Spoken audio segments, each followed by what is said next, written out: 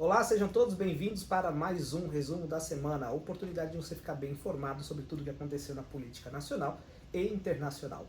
E como é uma missão muito difícil, muito dificultosa, eu sempre trago um reforço de peso. Olha as piadas, hein, rapaz? Um reforço de peso aqui que está do meu lado, Ricardo Rous. Quem está nos acompanhando aí no Política do Há Bom um Senso, tempo. ou no canal do Ricardo Rous há um tempo, já vai saber o motivo da risada, com certeza. Mas mesmo que não saiba a piada interna, a gente sabe que nós crescemos. Não é vamos interna crescer. não, é uma piada a nível ministerial. Tem um peso Suprema imenso. piada. Mas a quinta série nunca sai de nós, portanto, enfim, sempre fica a piadinha. Ricardo, seja bem-vindo aqui. Obrigado. De novo as notificações de sempre, né? Esse vídeo é transmitido aqui no Política do Bom Senso e também no canal do Ricardo Rous. Está vendo no Ricardo Rous, dá uma olhada também aqui no Política do Bom Senso. Está vendo aqui no Política do Bom Senso, também dá uma olhadinha no canal do Ricardo Rous. Seja gentil, faça uma inscrição aí recíproca. Serão muito bem-vindos vocês. E claro, ficarão bem informados, porque sempre nós trazemos, cada um com uma forma, mas boas informações sobre a política. Ricardo, esse ano é ano de eleição. Já indo para o resumo da notícia. Esse ano é um ano de eleição, certo? Certo. E normalmente quem tem uma boa expressão partidária fala, vou tomar conta de um partido para que eu possa manejar aí as peças do tabuleiro. Teve uma pessoa que teve essa oportunidade em 2020, se não me engano, tentou até criar um partido que o Léo sabe de cabeça, 38, Aliança Brasil. Mas não fez, deixou para lá.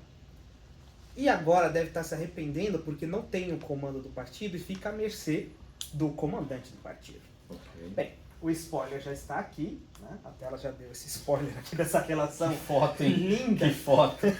maravilhosa, entre Valdemar da Costa Neto e Jair Messias Bolsonaro, ex-presidente da República. Por que que teve esse ruído aí na comunicação, né? E aí a importância de você ter o comando do seu próprio partido. Olha que o Valdemar disse num podcast. Não tem comparação. O Lula é o camarada do povo.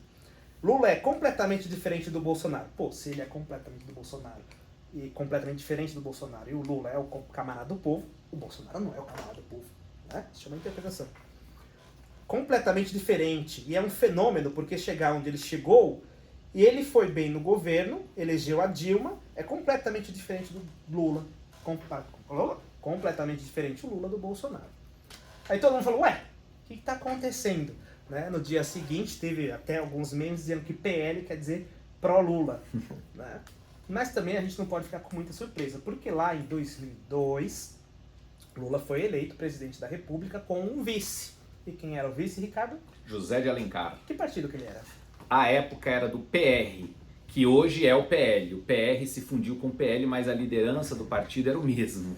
Valdemar Costa Neto. Então, assim, não tem surpresa, né? É um daqueles partidos que a gente chama de fisiologista, que não tem uma ideologia específica para si e tá lá conforme o andar da carruagem. Viu a oportunidade de chamar o Bolsonaro para sua esfera, para sua órbita e ganhar força, então nada de novo.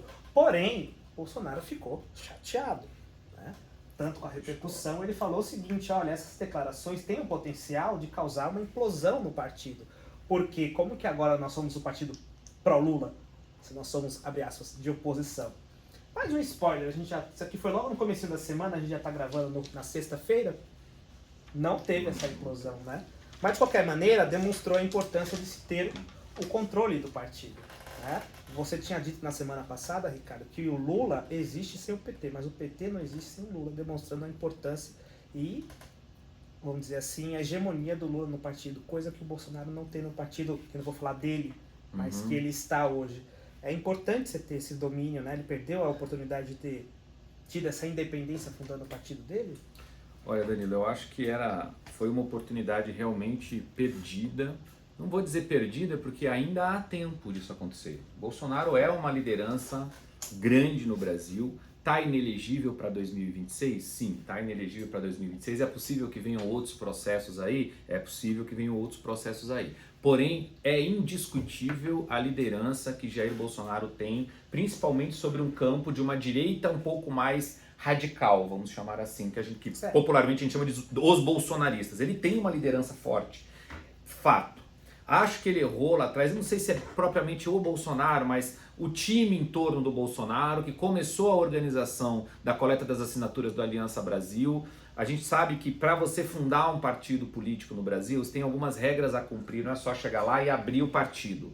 Você tem que fazer o registro desse partido, dessa associação, depois você tem que colher uma quantidade de assinaturas que tem um percentual aí previsto de acordo com o número de eleitores, em no mínimo 11 estados brasileiros. Hoje deve estar em torno de 550 mil assinaturas. As assinaturas têm que ser verificadas no cartório eleitoral, porque são assinaturas de eleitores. Então não é só a pessoa assinar qualquer um, não. Tem que ser um eleitor colocando o número do título de documento, essa filiação, vamos assim dizer, vai para o cartório eleitoral, o cartório confirma aquela assinatura como sendo de um eleitor e aí conta como uma. Tem que fazer 550 mil, mais ou menos, é um número aproximado, em pelo menos 11 estados brasileiros. Ou seja, dá um baita de um trabalho, não é uma tarefa simples a se fazer. O fato é que, em função da eleição de 2022, esse movimento de começar a buscar assinatura para o partido do Bolsonaro, para o Aliança Brasil, começou lá em meados de 2021, mais ou menos, final de 20 para 21. As eleições presidenciais seriam em 2022. E para concorrer por essa legenda era necessário que até março/abril de 2022 tivesse o TSE dado ok para essa legenda, ou seja, já tinha que ter passado pela coleta das assinaturas. Fazer uma pequena correção, foi em 2020, Ricardo, foi no ano da pandemia que começou as se assinaturas. discutiu a possibilidade de fazer a assinatura digital por conta do distanciamento social. Exatamente. Começou em 2020, ganhou força em 2021. O resultado da história é que o prazo chegou, o prazo de filiação partidária, porque também tem um prazo que a pessoa que quer ser candidata a qualquer cargo político no Brasil tem que estar afiliada a um partido político um determinado tempo antes, 6 meses antes do pleito. Chegou o prazo, a Aliança Brasil não tinha saído do papel, o Bolsonaro escolheu o PL e foi candidato pelo PL. O então presidente da República, Jair Bolsonaro, se filiou ao PL. Tanto que ele concorreu à presidência da República pelo PSL em 2018, que se fundiu depois com o DEM e virou União Brasil. E depois ele fez a filiação para o PL. Exatamente. Importante dizer que o PSL, que era um partido pequeno, um partido chamado popularmente aí de Nanico, com a adesão de Jair Bolsonaro em 2017 para concorrer às eleições de 2018, e na eleição de Jair Bolsonaro, o PL foi uma das maiores bancadas do Brasil, ou seja, vê aí o poder e a liderança que o Jair Bolsonaro teve naquela eleição de 18, onde ele se tornou presidente. Logo depois das eleições, que ele tomou posse em 19, foi eleito em 2018, tomou posse em 19, houve ali já rusgas com o PL, com a liderança do PL, enfim, um grande desentendimento. Jair Bolsonaro, que saiu do PL, ficou um tempo sem partido, para então depois o PL se uniu ao Democratas, virou hoje União Brasil, e em 2022 Bolsonaro, para disputar a reeleição, se filiou ao PL. No PL ele não foi reeleito, perdeu a eleição para o Lula por uma diferença aí de algo em torno de 2 milhões de votos, mas o PL fez a maior bancada do Brasil, 99 deputados federais. Ou seja, de novo, reafirmando a liderança de Jair Bolsonaro. Não foi o Valdemar. Não foi o Valdemar que tem a liderança e que trouxe para o PL essa quantidade de votos. Mas o Valdemar é o dono do partido. E ter um partido, quando a gente fala dono, é dono mesmo. É literalmente dono. É um processo complicado, mas que o presidente fica no comando da sigla. E isso acontece em várias siglas, não é só o Valdemar. Para não falar em todas as siglas, a maioria das siglas partidárias no Brasil tem isso. Tem o que a gente chama de caciques, tem donos partidários. E é um grande negócio você ter um partido político no Brasil, um negócio milionário. Porque de acordo com o número de deputados federais que você tem, de votos que foram dados a deputados federais, é daí que se calcula o fundo partidário, que é um tipo de fundo, que é para manutenção do partido e da estrutura partidária. É daí que se calcula o fundo eleitoral, que agora, só para as eleições de 2024, são quase 5 bilhões, 4,9 bilhões de reais só de fundo eleitoral para disputar a eleição, e é daí que se calcula o tempo de televisão que esse partido vai dar, o que dá uma envergadura para o partido aparecer e os candidatos do partido aparecer mais na TV ou aparecer menos. O PL hoje tem um dos maiores, se não o maior fundo partidário, o maior fundo eleitoral, seguido ali pertinho do PT, que fez a segunda bancada. Então é um baita de um negócio de milhões de reais que o Valdemar comanda, em função da liderança de Jair Bolsonaro ter trazido e ajudado a eleger vários deputados. Ou seja, o Valdemar precisa do Bolsonaro e o Bolsonaro precisa do PL. Então um precisa do outro. Porém, o Valdemar está acostumado com o governo e não com a oposição. Ele está acostumado com o governo, por isso ele faz afagos a Lula, por isso que tem deputados do PL que não seguem os votos de oposição à risca, basta você acompanhar a votação de todos os deputados do PL. Tem deputados... fez um vídeo sobre isso. Exatamente. Tem deputado do PL que tem cargo no governo Lula. Ou seja, o Valdemar flexibiliza um pouco a base. Não estou falando daqueles bolsonaristas, que você tem o bolsonarista e você tem um cara que pegou uma carona com o Bolsonaro e foi eleito no PL. Então você tem esses dois universos. E o Valdemar é um elemento político. Ele é um elemento político. Então ele está ali na frente de um partido político que quer continuar tendo Jair Bolsonaro, porque virão as eleições de 2024 e Jair Bolsonaro certamente será um cabo eleitoral importante, mas tão importante ele será em 2026. Porque mesmo que ele continue inelegível, ele vai ter possibilidade de ajudar a eleger uma bancada de deputados federais importante, de senadores importantes, e isso para o PL vai fazer toda a diferença para o PL continuar sendo o maior partido em número de deputados federais ou um grande partido. Se perde alguns ali, perde o primeiro para o segundo lugar, continua tendo uma quantidade de recursos muito grande. Então, para Valdemar da Costa Neto, Bolsonaro é muito importante. Por isso ele se retratou por telefone. Vale dizer que o que ele falou foi num podcast elogiando o Lula, caiu muito mal dentro do PL, houve uma rusga, eu mesmo conversei com alguns parlamentares do PL que não gostaram da fala de Valdemar, por isso que Bolsonaro disse que tinha poder de causar uma implosão. Valdemar pegou o telefone, ligou para Bolsonaro, disse que não foi nada daquilo, que ele foi mal interpretado, que o vídeo foi editado. Não há edição no vídeo, não há nada de... Já falaram em deepfake, nada disso. Ele falou com todas as letras, todo o elogio a Lula. Eu não posso reproduzir esse vídeo porque é um vídeo de um canal do YouTube, pode dar algum copyright, mas nessa notícia aqui do Poder 360, o vídeo tá aqui, quem quiser ouvir, fica aqui. Gente, uma coisa é importante, tá? Fazer uma aspas aqui, o que o Valdemar falou não é nenhuma inverdade. O Lula é uma liderança extremamente importante, que veio de origem humilde, é realmente um articulador político importante. Mas isso quem pode falar sou eu, é o Danilo, é qualquer outro admirador. O presidente nacional do partido, cujo presidente de honra, que o Jair Bolsonaro é presidente de honra do PL, é a maior oposição ao presidente Lula, essa pessoa ela não pode fazer esses elogios que ela fez ao presidente Lula, porque em política tudo é um signo, tudo é uma mensagem. E quando ele faz esse afago público a Lula, ele está mandando uma mensagem para o mundo político. E na política, não se esqueça, tudo é mensagem. E o Valdemar passou uma mensagem. E quem é do universo político entendeu essa mensagem. As coisas se ajustaram, Danilo, ao longo da semana, como você mesmo disse, isso foi lá na segunda-feira, tudo aconteceu, tudo ok, Bolsonaro ficou chateadinho, aceitou as desculpas do Valdemar, a vida seguiu, estamos aqui. Mas isso serviu de alerta para um grupo muito próximo do Bolsonaro para reavivar a ideia da necessidade de Bolsonaro ter o seu próprio partido político, onde tem ali pessoas que ele comande, que sigam a linha e a risca, a ideologia e a linha de pensamento que o Bolsonaro defende para o Brasil. Sim, o Bolsonaro é presidente de honra do partido, mas não é o presidente de fato. Isso. Aqui entre nós, sabe o que é presidente de honra? Nada. É um título bonito que dão para alguém que tem alguma importância para dar uma graninha por mês para essa pessoa, para justificar que o partido recebe, Bolsonaro recebe. Há controvérsias. Existe um outro partido do outro espectro político que o presidente de honra é o atual presidente da República e ele manda mais do que a presidente de fato. É diferente uma coisa e outra. O PT não existe sem o Lula. A gente até falou isso, você começou falando isso aqui. Não existe o Lula sem o PT. Desculpa, não existe o PT sem o Lula. O Lula é uma liderança que fundou o PT e continua mandando o PT. Quer um exemplo do que eu estou falando aqui? Já tivemos vários. Lá atrás, na eleição de 18, por exemplo, o Lula estava encarcerado em Curitiba e ele determinou os rumos do país. Inclusive causou uma baita de uma ciumeira no Ciro Gomes, que diz aí a pulmões abertos de que houve uma quebra de um acordão, de quem tivesse melhor nas pesquisas até maio, junho, seria o candidato da esquerda. E mesmo o Ciro estando à frente nas pesquisas do que o Haddad, o Lula bateu o pé e colocou o Haddad foi o candidato, chegou em segundo lugar nas eleições de 18, perdeu para o Bolsonaro. O Lula saiu, disputou as eleições eleições, ganhou a eleição no PT. E agora, recentemente, a gente falou aqui, inclusive, em um resumo desse da semana passada ou retrasada, não lembro, mas está aqui para você consultar, sobre a indicação de Marta Suplicy a vice do PT.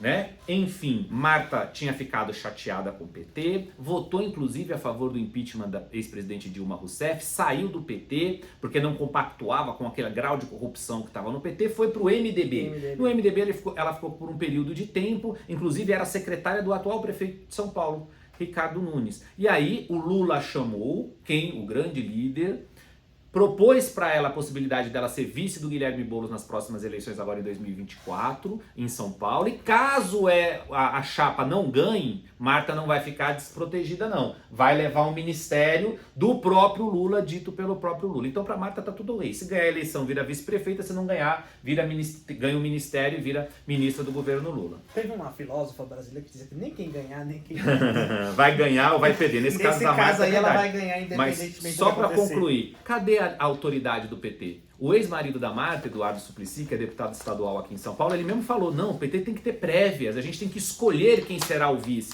Não vai ter nada disso. Não vai ter nada disso. O Lula escolheu, está escolhido. E essa é a força que o Lula tem dentro do PT. Força essa que Bolsonaro não tem no PL. No PL, que é o presidente de honra. Mais uma aspas aqui, se tu puxar a conversa, vai o dia inteiro nesse assunto. Tanto que teve um braço direito, um ex-ministro de Bolsonaro, chamado Ricardo Salles, ex-ministro do Meio Ambiente, que se colocou como candidato em São Paulo. Eu ia falar isso agora. Aí. E o Valdemar disse que não ia ter legenda para o Ricardo Salles. O Bolsonaro ficou meio assim, deu até umas declarações de que o Salles seria um bom prefeitável, que seria um bom prefeito, seria bom para a cidade de São Paulo. A gente conversa aí. Isso, mas nada aconteceu, tanto que o Ricardo Salles está aí com a candidatura na mão, sem ter legenda no PL, para ser candidato vai ter que sair, e o PL, que já desde o princípio a gente falou aqui nesse resumo, vai fechar com o Ricardo Nunes, e vai porque o Valdemar já está fechado com o Nunes, e quem manda no partido é o Valdemar da Costa Neto. Então não tem essa história, há uma diferença grande aí entre Bolsonaro no PL e Lula no PT. Bem, continuando aqui, acho que já encerramos esse assunto aqui, mostrando a necessidade de você é uma liderança de ter o seu próprio partido. Já é a segunda vez que ele vai ter essa lição. Espero que aprenda, né? Vamos continuar a semana aqui. Nós tivemos na terça-feira a publicação de uma lei que instituiu o programa Pé de Meia. Muito controverso. Tem gente que gostou, tem gente que não gostou. Quero ouvir a sua opinião depois que a gente conversar sobre ele. O que é o programa de Pé de Meia? Nós sabemos que existe uma evasão muito grande. Ou seja, as pessoas abandonam as escolas por N motivos. N motivos. Um dos motivos é de que a pessoa precisa trabalhar. Então, o governo, aqui, vou colocar uma aspa, né, que eu coloquei um vídeo faz um tempinho que o Lula falou, olha, vamos colocar uma bolsa aí para o estudante. Não foi um decreto, foi uma lei. Então, veio do Congresso Nacional, autoria da Tabata Amaral, tá? E se transformou em lei. Mas, enfim. 200, eu tô adiantando, tô queimando a largada aqui, esquece os R$200, daqui a pouco eu falo sobre ele. A ideia é de pagar uma bolsa para que o estudante de ensino médio permaneça no ensino médio. Quando ele concluir o ensino médio, ou seja, isso é uma condição, concluir o ensino médio, se não concluir, dinheiro volta. Concluir o ensino médio, você resgata, tá? Mas é todo mundo do ensino médio? Não, tem alguns requisitos que estão na lei lá, vou falar alguns deles. Você precisa estar fazendo ensino médio numa escola pública. Não faz sentido nenhum se você está precisando trabalhar, exceto os casos de bolsista em escolas particulares, tá? Mas se a pessoa tem condição de pagar a escola, não é a questão do emprego que vai tirá-la da escola. Então aqui é ensino médio público. O cadastro no CAD único, que é o cadastro de benefícios sociais do governo federal. A matrícula tem que ser feita no começo do ano, você tem que ter uma frequência de 80% e tem que ser aprovado. Se repetir, tá fora. Apesar de que aqui em São Paulo tem a progressão continuada que ninguém repete. Você tem que fazer os exames de avaliação da educação, como é o caso do SAEB, e no último ano fazer o Enem. Se você não concluir o ensino médio, você está fora. Ainda não foi definido o valor, porém as conversas é de que o valor fica em torno de R$200 por mês, e se participar do Enem, aqui eu acho engraçado que eles falam se participar, mas participar é uma condição para sacar, então tem que participar do Enem. Para quem participar, mais R$1.000. Fazendo as contas aqui, isso vai para um fundo, então vai render dinheiro. Eu vou esquecer esse render e vou falar só o que vai dar o bruto. R$8.200. Legal esse programa aqui, vai falar etc, etc. Mas eu só senti falta de uma coisa aqui. Educação financeira. para esses jovens? Para que quando ele receba esses R$8.200, ele não gaste numa noite comemorando a conclusão do curso. Ricardo, você é uma pessoa da educação, você tem muitas coisas sobre educação e agregar para a gente sobre esse tema. Gostaria de ouvi-lo. Olha, Danilo, vamos por partes, que aqui o tema realmente ele é um tema bem... Ele demanda de bastante atenção. Primeiro ponto, qualquer tipo de política pública que for feita para reter o aluno no ensino médio, ele é positivo. Okay? Nós realmente temos um alto índice de evasão no ensino médio brasileiro e nós precisamos mudar esta realidade. Vão ter várias vertentes de análise de política pública. Aqui o Lula e o PT, de certa maneira, que é quem está no governo, como você bem disse, é um programa que veio do Congresso Nacional e foi para o PT. O Executivo poderia ter não aprovado, poderia ter vetado, enfim. Mas é um programa de bolsa, já está dentro do DNA da esquerda brasileira. Okay? A escolha que eles estão fazendo é essa, porque a administração pública, Danilo, é fazer escolhas. Não vai dar para fazer tudo. Cobertura é curta. Porque o cobertura é curta, assim como a renda que a gente tem na nossa casa. Não dá para fazer tudo aquilo que a gente quer na hora que a gente quer. Nós temos que fazer escolhas. O que está sendo feito aqui é a escolha. Primeiro que o programa já começa na premissa relativamente errada, ok? Vou te explicar por quê. Se o aluno evade do ensino médio porque ele não tem dinheiro, porque ele vai procurar uma necessidade de se colocar no mercado de trabalho para ter alguma renda para comer, como é que ele vai esperar 3 anos para sacar o dinheiro? Ele morre de fome no meio do processo? Então ele não tinha que estar no nível médio por causa do dinheiro. Então ele não precisava do dinheiro. Ele vai ver esse dinheiro daqui 3 anos. É verdade. Desculpa, não faz nenhum sentido essa linha de pensamento. Então eu acho, inclusive, que na execução do projeto, na regulamentação dessa legislação, eles vão mudar isso.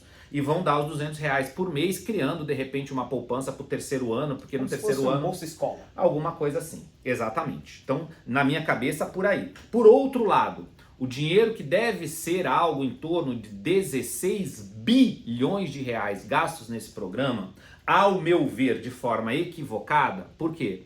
Porque o aluno evade do nível médio por alguns motivos. A infraestrutura da escola é ruim, os professores são mal qualificados na maioria das vezes, a grade curricular do nível médio não é conectada com a realidade desse estudante. Você conversa com o estudante no nível médio hoje, na maioria dos lugares do Brasil, ele sente que aquilo que ele está aprendendo na escola não está agregando nada na vida dele.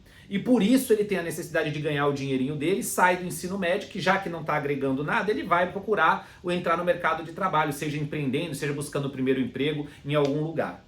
Ok? Ao invés de nós trazermos, por exemplo, para dentro do ensino médio, que seria uma outra vertente, uma vertente que eu defendo mais, o ensino técnico profissionalizante, pegar esses 16 bilhões de reais e oferecer para o aluno que está no terceiro ano, no ensino, no nível médio, primeiro, segundo, terceiro ano do nível médio, um curso técnico profissionalizante conectado com a indústria e com o comércio das cidades, para saber o que está gerando empregabilidade, para colocar esse jovem lá dentro e de repente esse jovem poder entrar dentro das indústrias e dos comércios já fazendo um estágio aí remunerado, talvez subsidiado pelo governo, mas esse jovem ter uma profissão. Porque se ele sair do ensino médio ganhando R$200 por mês, quando ele terminar o terceiro ano, Danilo, ele não está apto, e você que já fez ensino médio na rede pública assim como eu vai saber, você não está apto a passar numa universidade pública. Não tá mesmo. Não tem condição. E Fiz você anos de cursinho para poder passar numa faculdade. E você não vai estar pronto para ir para o mercado de trabalho. E aí o governo faz o quê? Continua dando R$200 para esse jovem depois que ele terminar o ensino médio, ou depois que ele termina o ensino médio ele cai direto no Bolsa Família? Qual é a lógica? Nós precisamos melhorar a qualidade da educação no Brasil, desde o ensino fundamental, desde a base, para esse jovem já chegar no ensino médio melhor qualificado. E no nível médio, a gente conectar o nível médio com o ensino técnico profissionalizante, para que esse jovem possa entrar no mercado de trabalho já com alguma profissão. Para vocês terem uma ideia, hoje não existe profissional de manutenção de aeronaves. Vou dar um dado aqui simples. Um curso técnico de manutenção de aeronaves geraria uma empregabilidade extremamente alta, porque todas as companhias aéreas que operam no Brasil estão precisando desse profissional. No Brasil e no exterior. Estou dando um ponto. Profissionais, mas não suficiente para demanda, para atender. Está cheio de vaga. A área de TI hoje no Brasil tem uma alta empregabilidade, a área que o jovem é bem conectado, gestor de mídias sociais e, enfim, uma série de infinidades na área de programação. Se você der a possibilidade desse jovem ter junto com o ensino médio um ensino técnico profissionalizante, ele vai ter uma profissão, ele vai entender que ele vai perceber mais qualidade, mais conectividade no ensino médio e ele não vai evadir. Você também vai, óbvio que nós estamos falando aqui de uma maioria. Vai ter um ou outro que vai ter problema? Vai ter, e o governo tem que trabalhar as exceções como exceções. Mas só dar os R$200, que é o tipo de política da esquerda que eu não concordo, não resolve nem o problema da qualidade. Vai ajudar a diminuir a evasão? Vai ajudar a diminuir a evasão. Mas esse jovem, quando terminar o ensino médio, ele está totalmente despreparado, seja para o mercado de trabalho, seja para entrar numa universidade boa, pública, porque já que ele não tem dinheiro, não vai entrar numa privada, numa universidade privada, particular. Ele vai entrar, buscar uma pública, mas a qualidade do ensino médio não vai permitir isso na grande maioria dos casos. De novo, salvo as exceções. Por isso, eu não sou favorável a esse tipo de política pública, porque o governo está fazendo uma escolha, ao meu ver, errado. Mas eu digo lá, já que é a escolha que o governo está fazendo, então ok, então é melhor pagar os R$200 para manter o jovem na sala de aula do que não ter nada, do que nós continuarmos com um alto índice de evasão. Mas fica aqui as minhas ponderações dessa política pública, que poderia ter um outro viés, no sentido de melhorar a qualidade, de ajudar a preparar o jovem melhor para o mercado de trabalho. Realmente é muito complexo. Olha, eu tive aqui, a gente publicou esse assunto no Instagram, dois comentários aqui, um diferente um do outro aqui, ó. Na minha humilde opinião, o governo deveria fazer algo mais construtivo, como construir parcerias com empresas para que os jovens sejam inclusos no mercado de trabalho ao iniciar no ensino médio.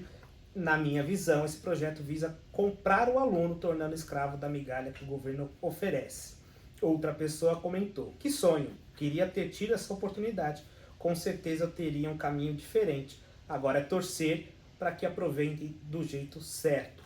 Ou seja, tenham consciência de que esses R$8.000 aqui no Brasil... Mas vamos lá, a gente está falando, você falou R$8.000, alguns aqui vão até brilhar o olho, que até eu fiquei, né, R$8.000 também quer, volta quem pro já ensino médio agora. Quem fez ensino médio público? Tem direito retroativo? Retroativo? Não, mas olha só, gente, R$200 por mês, ainda não foi regulada a legislação, ainda vai sair, está aqui trabalhando com os números que já foram pré-divulgados aí na boca miúda da política. Mas R$200 por mês. Lembra que um ano são 36 meses. Se tudo der certo, se tudo correr muito bem. 12. Desculpa, 3 anos, 36 meses. Então, se for juntar os R$200 ao longo dos 3 anos, mais R$1.000 que o governo quer pagar para diminuir a evasão, porque o Enem está caindo assim, ó, um mergulho a céu aberto, aí sim chegaria nesses valores. Só que, de novo, Danilo, se o governo juntar isso num fundo, numa poupança, vai evadir do mesmo jeito.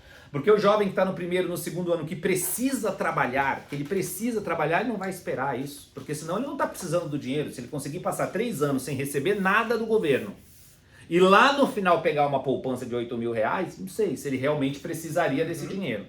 É para discutir o modelo de implementação, com certeza. Eu tinha ouvido há um tempo que a Espanha ia fazer um programa semelhante, só que a diferença é que lá ia ser em euros, ia ser um valor muito mais atrativo.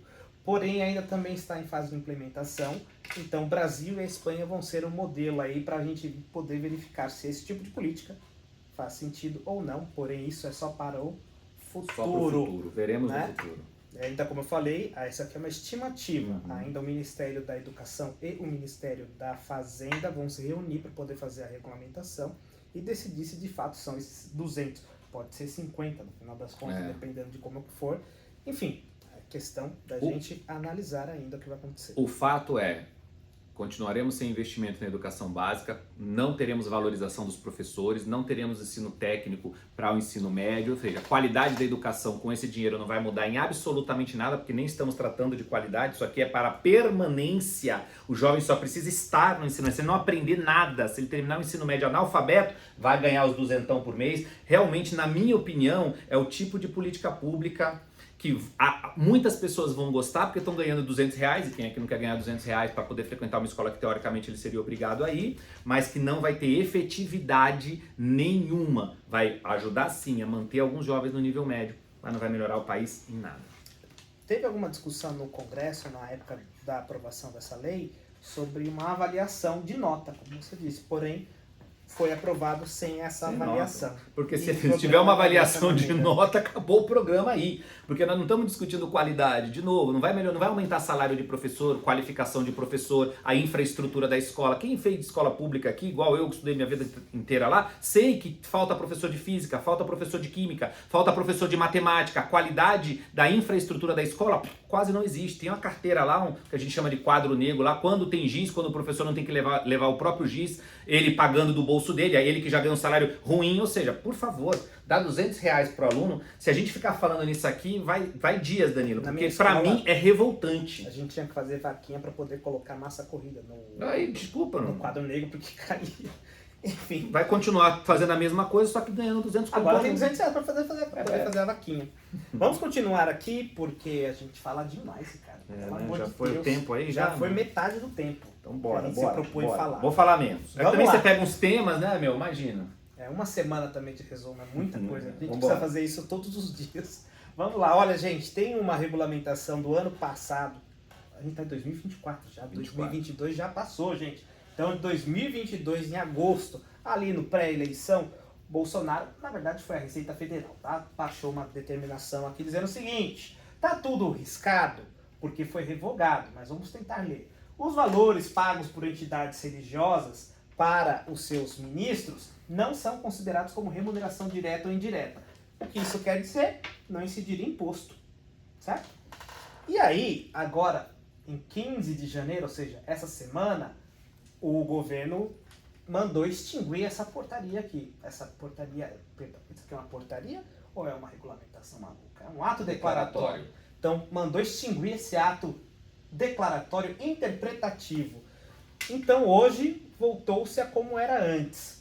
E como era antes, é considerado remuneração, portanto, sujeito a imposto de renda. Aí, lá no Senado, a deputada, não, senadora Damares Alves, do Republicano do Distrito Federal, que foi ministra da Mulher do governo Bolsonaro, certo? Disse o seguinte, gente, que começou a perseguição.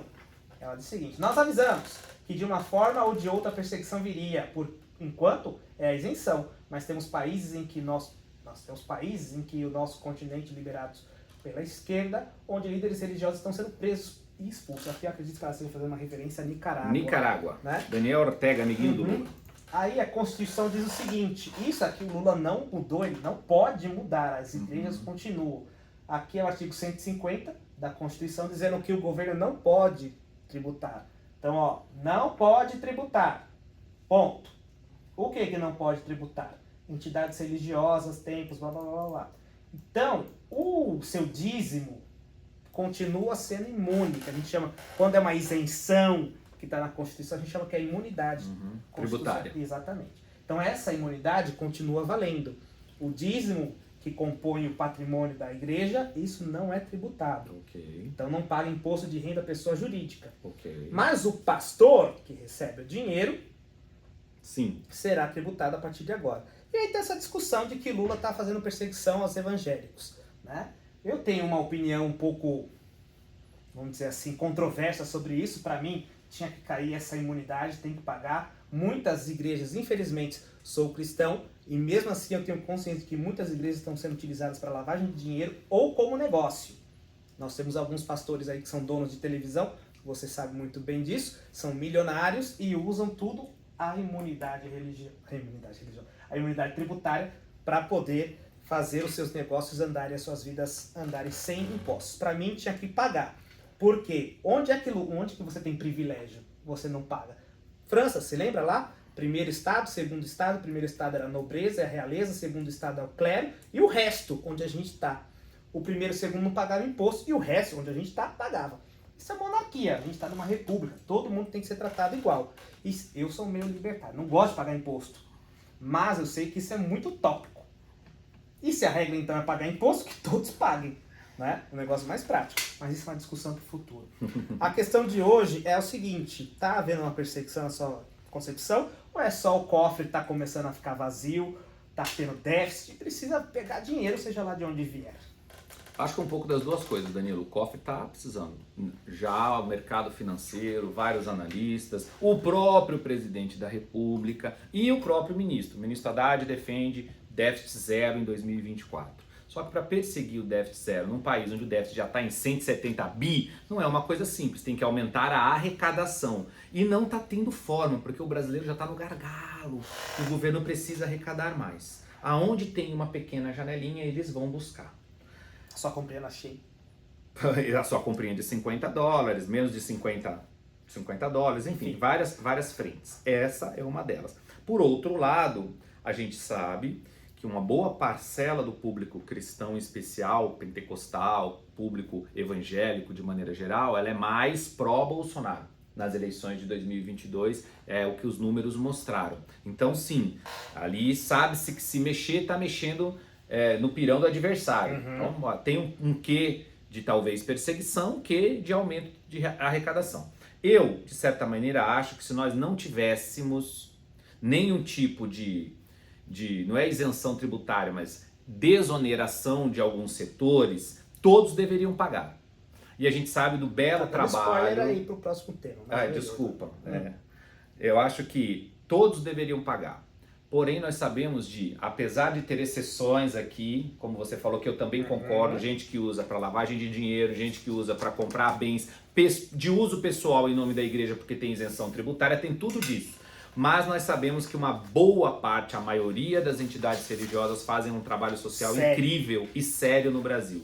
E já que a gente tem isenção tributária para alguns setores da economia, por que a gente vai olhar, justamente para esses que fazem um trabalho social, um trabalho importante no país? Então acho que não dá para ter dois pesos e duas medidas. O ideal, na minha opinião, era não ter isenção para ninguém, que a taxa de imposto fosse mais baixa para todos nós, porque não dá para não ter imposto, até aí tudo bem, o Estado precisa existir, o Estado precisa se manter.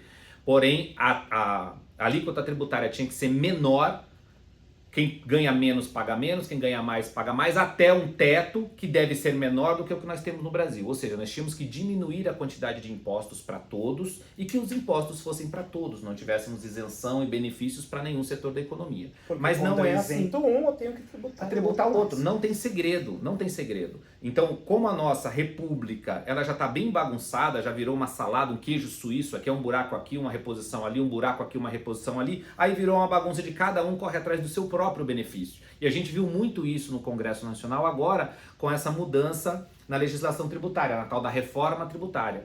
A gente tem uma alíquota que vai ser talvez a mais alta do mundo, mas com vários buracos de exceção, porque cada lobby poderoso buscou lá, quem tem condição de pagar grandes advogados, de comprar lobbies junto aos deputados, conseguiu a sua isenção, o seu pedacinho. Quem não tem, vai pagar por todos. Essa é a complexidade. O que está acontecendo aqui é uma mobilização por parte da bancada evangélica, que já pediu audiência com Haddad, que já pediu audiência com Lula, para tentar reverter essa situação e voltar a ter o seu próprio benefício. Enfim, no fim do dia é o Brasil sendo Brasil.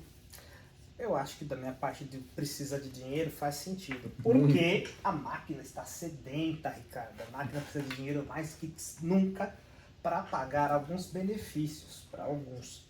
Que lembra que eu falei? Da máquina. Falei aqui do primeiro estado, falei do segundo estado, que era o clero, agora eu vou falar do primeiro estado, que é a nobreza.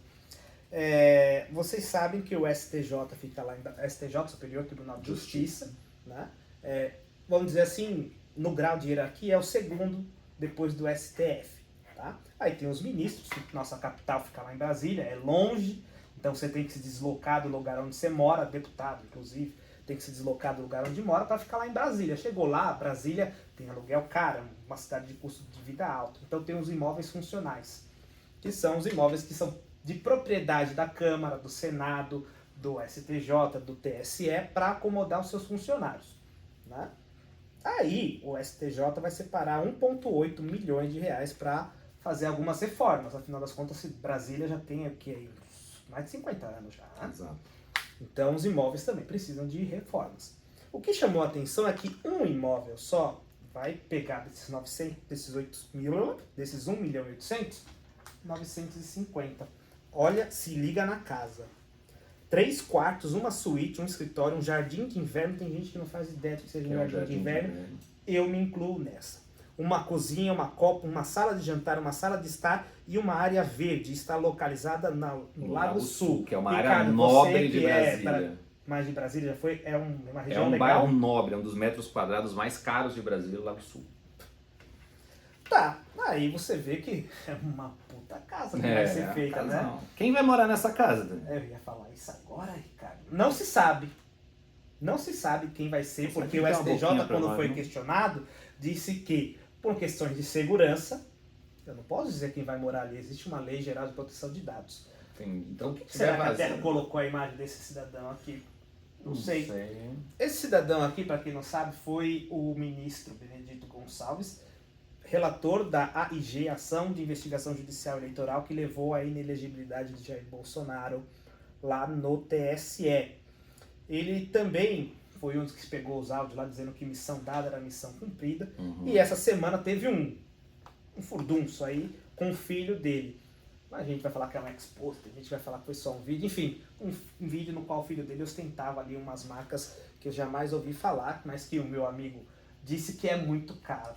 Esse cidadão possivelmente será um dos beneficiados com essa reforma e talvez essa casa de 950 mil reais. O que me leva a crer é o seguinte, eu acho que faz sentido você ter um imóvel funcional, porque, como falei, você é sequestrado da sua localidade para Brasília. Então faz sentido o governo ter que pagar ali. Eu acho que é razoável. Ok. Mas, puta, com 950 mil você comprava uma casa nova, gente. Danilo. Aí eu vejo, quando a gente fala de super salários, é dessa galera, porque 950 mil reais não vai entrar na conta dele como salário, mas olha o benefício que a pessoa está tendo aí através do seu auxílio moradia, né? Existe uma casta da sociedade brasileira que é essa daí que é realmente o grande ralo, né, do funcionalismo público, porque eles recebem, por exemplo, o ministro da STJ, aquele vídeo do filho dele não me causou surpresa nenhuma, porque eles recebem muito dinheiro. É natural, um juiz começa com salário inicial aqui em São Paulo, por exemplo, com mais de 25 mil reais. Então já é uma pessoa que ganha bastante, só de salário, mais os acréscimos. Né? Até me perdi aqui, que é tanto dinheiro, mas enfim... Essa pessoa não podia estar num imóvel lá brasileiro, um quarto, sala, cozinha, porque a gente só precisa pagar para ele ficar lá. Não precisa pagar luxo, ele ganha 39 mil reais, valor de 2023. Certamente vai ser reajustado esse ano. Não dá para pagar um aluguel, a gente tem que ficar sustentando. É essa galera que a gente reclama quando fala da alta casta política do funcionalismo público. Exatamente, Danilo. A alta casta que precisa, de fato, a gente fazer dentro dessa lógica de reforma administrativa, a gente cortar a maior quantidade de benefícios, que é isso aqui. Olha só o que me chama a atenção. O STF vai gastar 1 milhão, o STJ, desculpa, vai gastar 1 milhão e 800 mil. Só que mais da metade do dinheiro, 950 mil, quase 1 milhão, mais da metade de todo o dinheiro da reforma dos imóveis do STJ, vai para casa de um só ministro. Que é óbvio, onde tem fumaça, fogo. Ó, deve ser, de fato, o ministro Benedito. E emissão dada, eles são cumpridos. Então vai, né? Qualquer um que fosse. Esse valor, exatamente. Gente. Em Brasília, quem conhece o rito de Brasília, a maioria que vai para Brasília para fazer algum tipo de trabalho e tal, tem uma rede hoteleira imensa ali, que uns apartamentos de hotel de 30, 32 metros, que tem tudo no hotelzinho ali para você montar, é o mais que suficiente para um ministro qualquer desse, um deputado qualquer. Os deputados federais também têm. Para um cidadão, para uma pessoa. Os deputados federais também têm apartamentos funcionais, também são bons apartamentos. Não chega nesse patamar, não. Eu conheço apartamentos de alguns deputados. Tem jardim de inverno? Mas não tem não, Danilo. Mas também é um benefício. Cidade que é quente pra caramba. Enfim, é um absurdo, é surreal. Não dá, é difícil até comentar, porque essa indignação, certamente, quem está nos acompanhando aí também tem.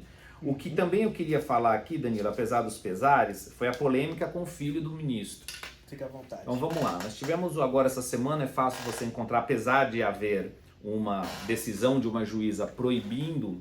Mandou a pessoa que publicou retirar isso, mas mandou outros exatamente, não atingiu outros veículos de imprensa. Você vai encontrar esse vídeo aí.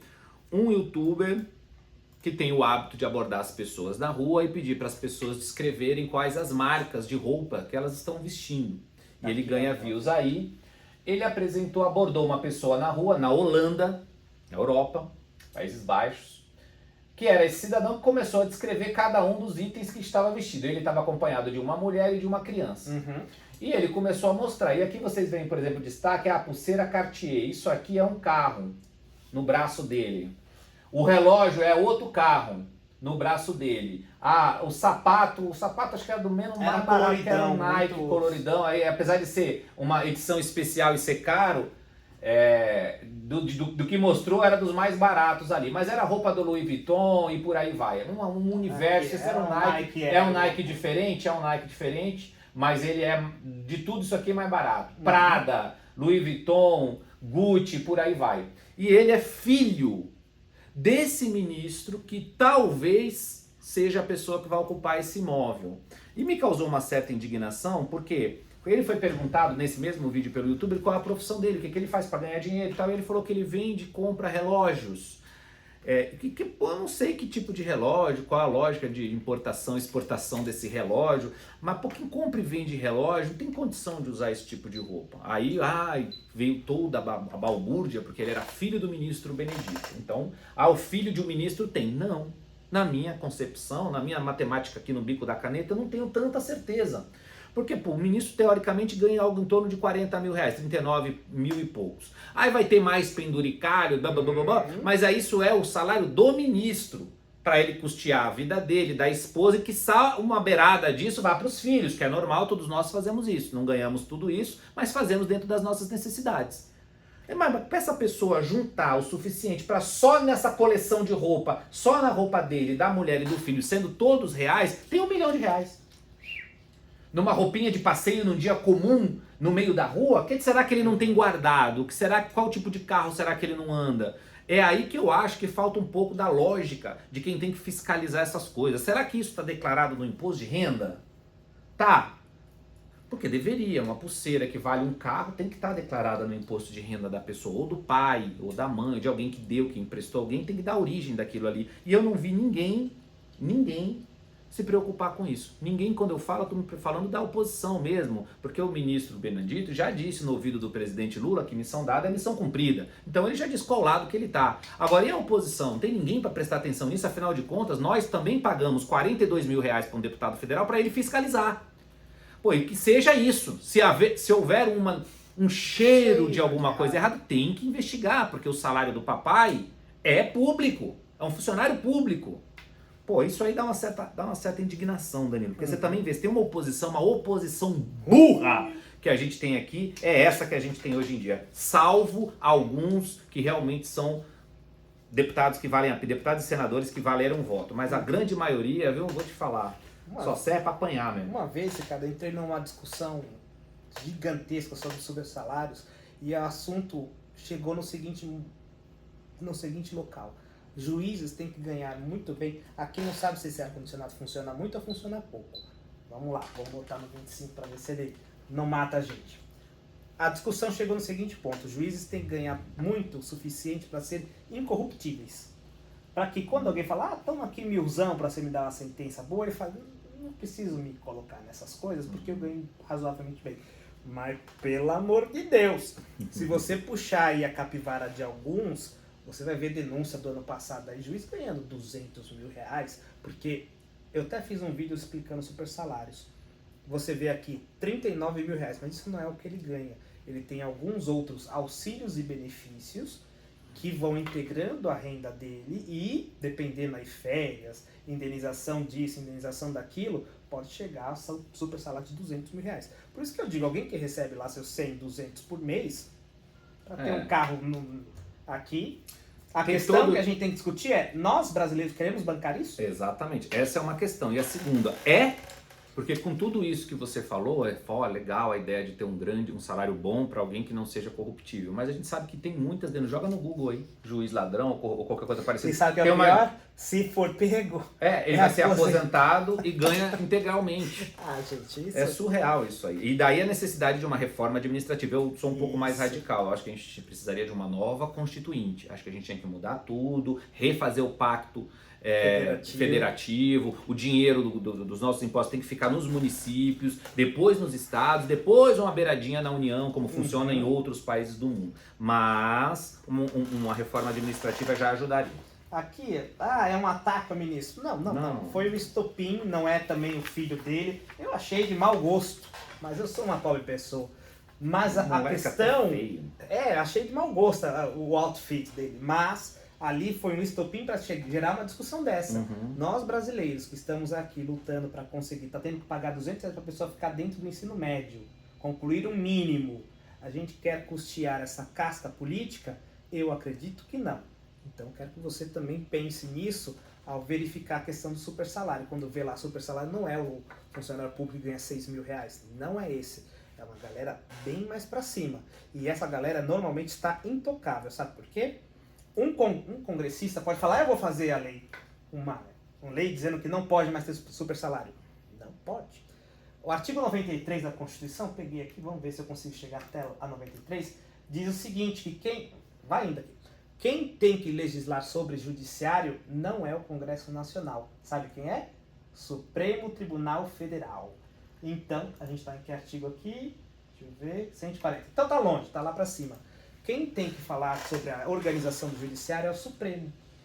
Enquanto isso não acontece, você usa a lei que veio lá no regime / ditadura militar, que é muito conveniente para o judiciário. Então, deixa como é que tá. Porque se a gente discutir uma nova lei hoje, sujeita a escrutínio público, com redes sociais, todo mundo vai cair matando, tem que acabar. Então, em vez de fazer isso, o que a gente faz? Mantém do jeito que tá. Quem sabe algum partido aí não entre com uma DIN por omissão contra o próprio STF, porque tá há 37 anos, não, foi 87, 36 anos omissos aí em relação a isso. Enquanto essa omissão permanecer, situações como essa daqui não vão me surpreender. A lei ordinária da... Você está falando é a LOMA, né? LOMAN, Lei Orgânica da Magistratura Nacional. Dá uma olhadinha nessa aí. Legal. Que você vai ver que falou, tem alguma coisa errada aí. Desde 88 a Constituição falou, olha, STF, faz aí um anteprojeto sobre a LOMAN, sobre a nova magistratura, para você tratar. Mas é aquilo que eu falei, hoje, você falar de auxílio, moradia para um juiz com rede social, o que você acha que vai acontecer? A sociedade vai gostar? Não. Vai cair matando. Então deixa do jeito que tá. Porque pior que tá, pode ficar. Enfim, é uma discussão aí para o futuro. Continuando aqui, nós chegamos na quinta-feira. Nós lembra, todo mundo se lembra o que aconteceu no ato do 8 de janeiro, né? No 8 de janeiro de 2023. E até hoje ninguém sabe quem financiou, quem...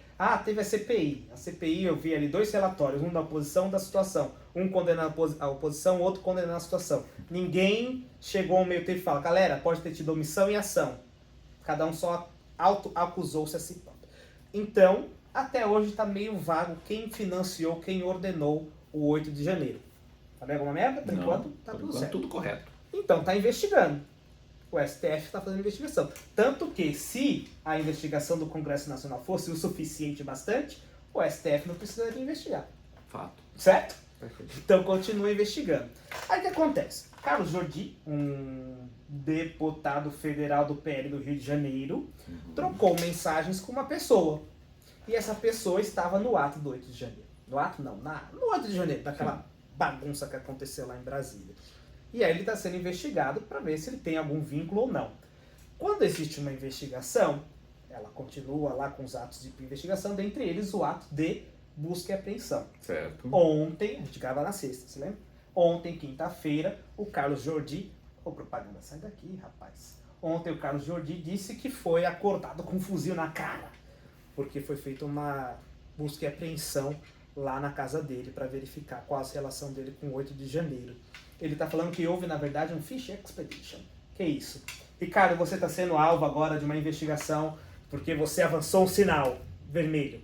E aí eu pego o seu celular com essa justificativa e começo a fuçar, falo, descobri aqui outras coisas. É uma expedição para pescar. Eu vou pescar sem saber se eu vou conseguir alguma coisa de volta.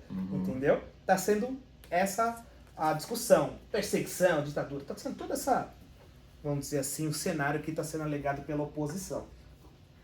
Enquanto eu estou vendo que, por enquanto, está sendo só uma investigação. Posso ser um pouco inocente nesse caso. Muitos deputados estão pedindo para que o Lira tome alguma atitude, porque o Lira não foi informado dessa decisão. E eu até estava conversando aqui com o Ricardo. Ele precisa ser informado? Né? Porque não houve uma prisão, não houve uma cassação, é um ato de investigação. De qualquer maneira, está a discussão aí de que houve uma interferência do judiciário no legislativo. Ricardo, eu sei que esse assunto você domina muito mais do que eu quando fala das entranhas do poder lá de Brasília. Então, abrilhante-nos com seu comentário. Olha, Danilo, eu acho que de fato eu tive a oportunidade de ler um pouquinho sobre isso. Não, tá ok, tá tranquilo. De ler sobre isso. Parece que o ministro Alexandre de Moraes não tinha muito subsídio, de fato, para buscar e apreender o celular do deputado Jordi.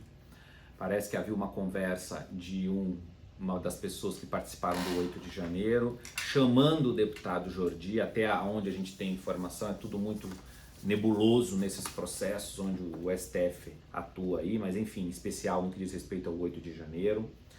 Mas chamando um dos participantes do 8 de janeiro, chamando o deputado Jordi de liderança, meu líder, meu líder, que é um linguajar extremamente comum no meio político, todo mundo chama todo mundo de meu líder, enfim, é algo relativamente comum.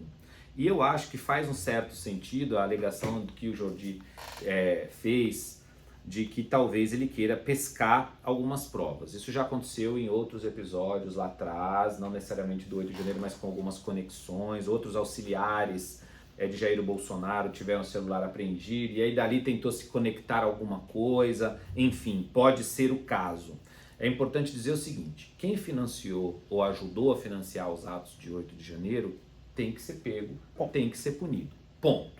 Dito isto, não dá também para sair pegando o celular de qualquer pessoa que você não goste e que você acha que tenha ligações, porque não é assim que funciona o direito brasileiro, ok?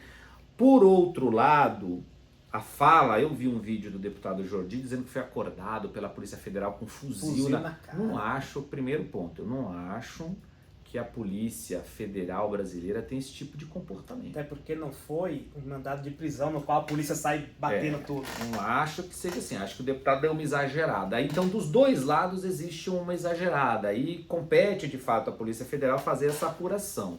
No que diz respeito ao fato do Lira ter sido ou não comunicado, apesar de não haver lei obrigando o Supremo Tribunal Federal a comunicar os seus atos ao presidente da Câmara dos Deputados, eu acredito que se criou aí um hábito, uma gentileza entre os poderes. Olha, você é um poder X, você vai... Porque só quem tem o direito de expulsar, de autorizar a prisão de um deputado federal é o próprio Congresso Nacional, a própria Câmara dos Deputados, ok? O deputado tem imunidade.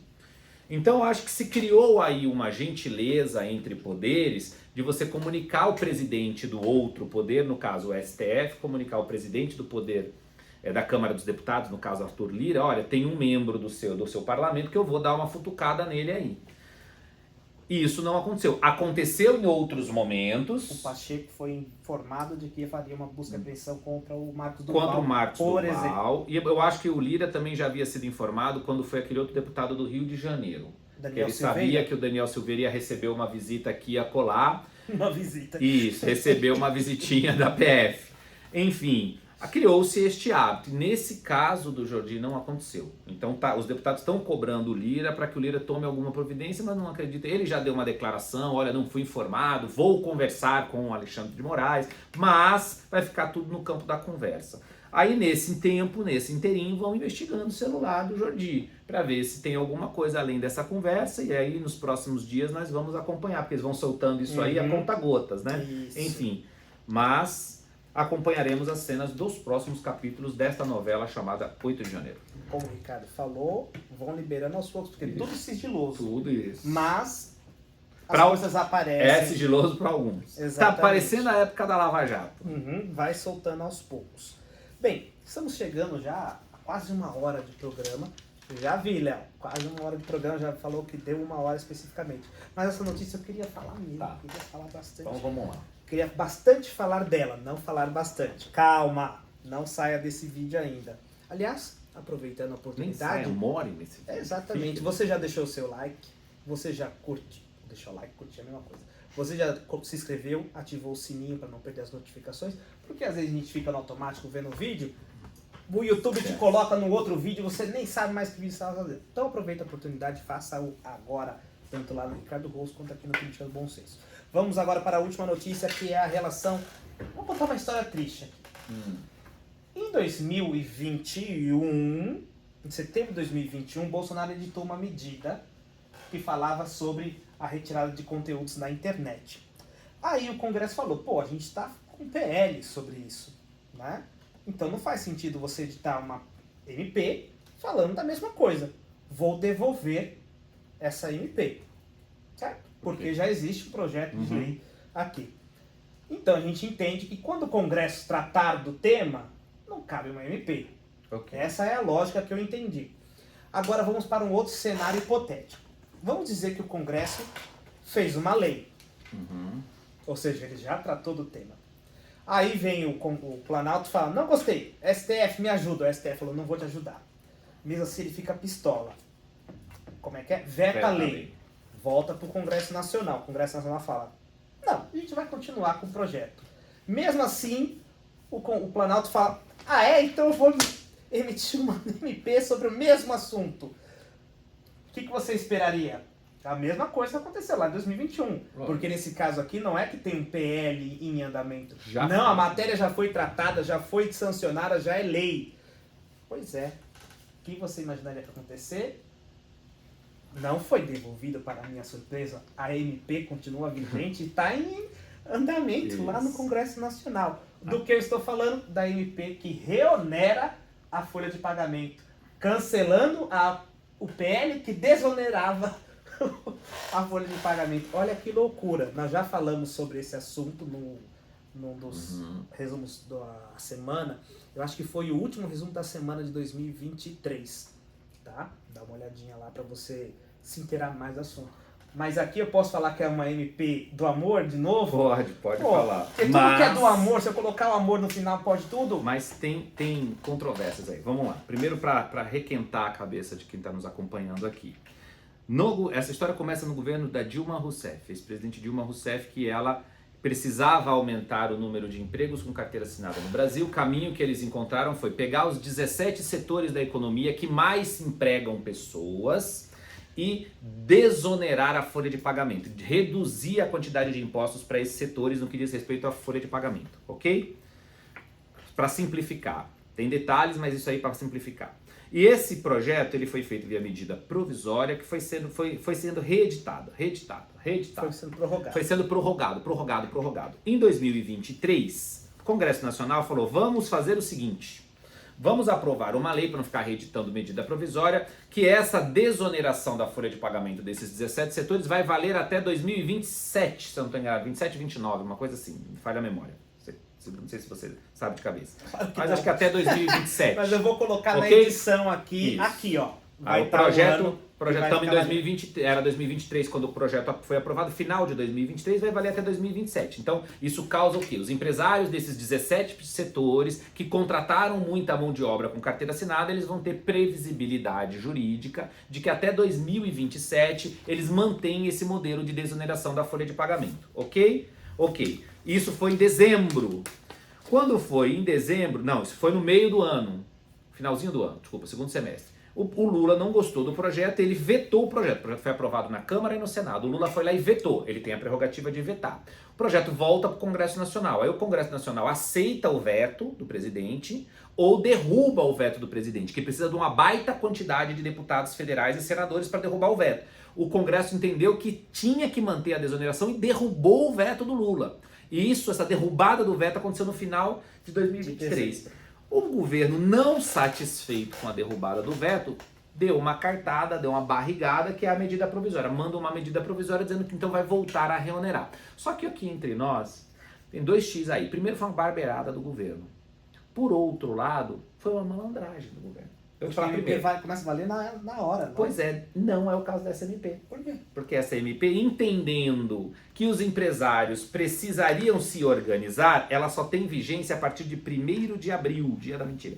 Não, é verdade, gente, é verdade. 1º de abril, ok? Então ela deu um prazo para os empresários se organizarem. Ela está em vigor, mas não está sendo cobrada a taxa do carro. Ela está em vigor. E nesse período, é óbvio que o Congresso ia ficar, como diz a minha filha, pistola. Com certeza. O Congresso ia ficar pistola e ficou pistola. Tanto que foi a conversa do Pacheco com o ministro Fernando Haddad foi no sentido de falar, olha, eu vou devolver a MP para vocês.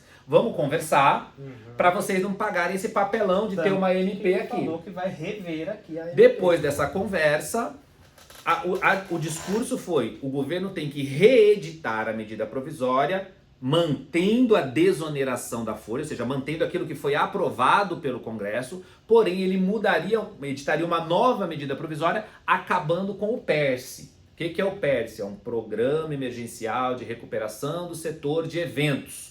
Esse PERSE dá isenção total, zera o IR, PIS, COFINS, de toda a cadeia produtiva do setor de eventos, que foi muito prejudicado. Que é uma diminuição como era o outro setor. Exatamente, essa é uma isenção para um setor todo que foi realmente muito prejudicado na pandemia. O setor de eventos ele parou, então muitas empresas chegaram a quebrar, muitas empresas quase quebraram, foi muito complicado, não é? Ou só um português mais... Não? É verdade, vai tudo bem. Eu achava que os cabelos também já denunciariam. Mas ok. Enfim, muitas empresas na época da pandemia tiveram realmente problemas, todos nós nos lembramos, porque o primeiro a fechar foi o setor de eventos, tudo acabou, porque a gente tinha aí o distanciamento social. Então o governo veio com esse programa emergencial, esse PS, e deu aí uma isenção para que essas empresas se recuperassem. Agora, a arrumação de casa seria manter a desoneração, porém voltar a onerar o setor de eventos. E o setor de eventos, óbvio, já está se organizando. Então vamos lá, ao mesmo tempo em que o governo deu uma barrigada política, ele já devia estar pensando nisso. Por isso que a edição da MP só começa a valer a partir de 1º de abril, porque ele já sabia que ele ia jogar alto, ia causar um furor no Congresso e ele ia sentar na mesa e trazer o Congresso para negociação. Tanto que é o que está acontecendo agora. E de negociação, o presidente Lula entende bastante. E eu acho que tem um outro detalhe que eu quero fazer vocês pensarem aqui. O presidente Lula conversou com o Fernando Haddad, que depois que ele editou a medida provisória, apresentou para o Congresso, causou um oba-oba no Congresso todo mundo se reuniu, não, vamos derrubar, que absurdo, manda de volta essa medida provisória, é uma ofensa ao Legislativo.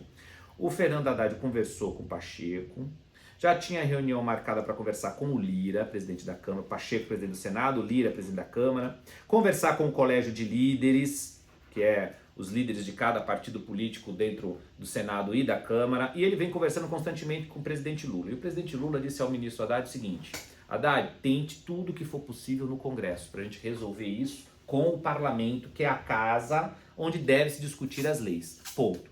Porém, se não der certo com o Congresso, vamos ao Supremo Tribunal Federal, vamos judicializar. E aí é que eu olho para você como que o Lula é um baita de um articulador político. Ele acabou de indicar o ministro do Supremo Tribunal novo, Flávio Dino, toma posse no final de fevereiro.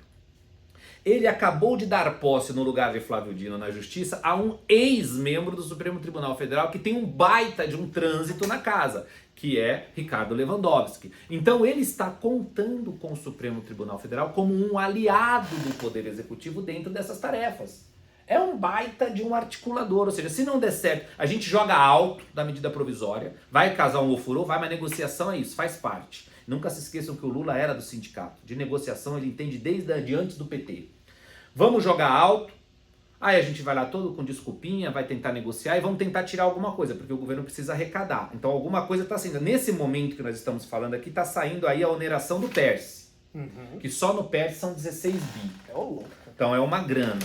Ah, mas se não der certo, se o lobby do PERSE for grande, eu acho que também pode ser judicializado isso, enfim, aí a gente vai para o Supremo Tribunal Federal, e no Supremo Tribunal Federal acho que a gente tem um pouco mais de favoritismo do que o próprio Congresso. E se tiver alguma rusga, essa rusga vai ficar entre Congresso e Supremo. A gente nós, o governo ou algum partido político, só judicializa. Então realmente foi uma jogada bastante inteligente aí. Parecendo, sabe aquele amiguinho que é o dono da bola? Sei, Se não for do jeito que ele quer, não tem jogo? Pois é. Mas realmente é um puta de um estrategista. Você falou Não, agora... Pensar várias casinhas antes no xadrez aí. Mas enfim. Bem, notícias já foram aqui, todas elas exterminadas por nós, falamos de quase todas elas. Então vou usar esses últimos minutos para dar pontos, assim, com notícias rápidas. Nós temos um vídeo no canal, tanto lá no Ricardo quanto aqui no Política do Bom Senso, sobre o José Dirceu. Ricardo falava já em alguns resumos da semana passada a importância de 2026 eleger senador. E o José Dirceu, você pode odiar essa pessoa, mas tem até um vídeo no canal aqui, um short sobre a fala dele. A fala é precisa. No caso dele, tá falando, olha, a direita tá ganhando muito e se eleger em 2026 15 senadores, a gente tá ferrado. Na visão deles. E para quem faz oposição ao governo Lula tem que entender que a importância de 2026, claro, o presidente é importante, é a grande vidraça, mas tão importante quanto é senador. Nós tivemos também a ministra Aniele Franco da Igualdade Racial dizendo que está observando as chuvas lá no Rio de Janeiro, atribuindo as chuvas ao racismo climático. Até hoje eu estou querendo saber o que é. Olha, Ricardo, o conceito de racismo ambiental e climático é reconhecido pela comunidade científica como um conceito que demonstra que, apesar de as mudanças climáticas afetarem o planeta e, consequentemente, todos os seres humanos, são aqueles que têm a menor condição financeira de moradia e infraestrutura que sofrem com os maiores efeitos e são mais impactados em tragédias climáticas. Essa aqui era uma das notícias que nós íamos falar sobre, mas a gente estava cheio delas, a gente teve que matar algumas, por isso elas viram rapidinhas.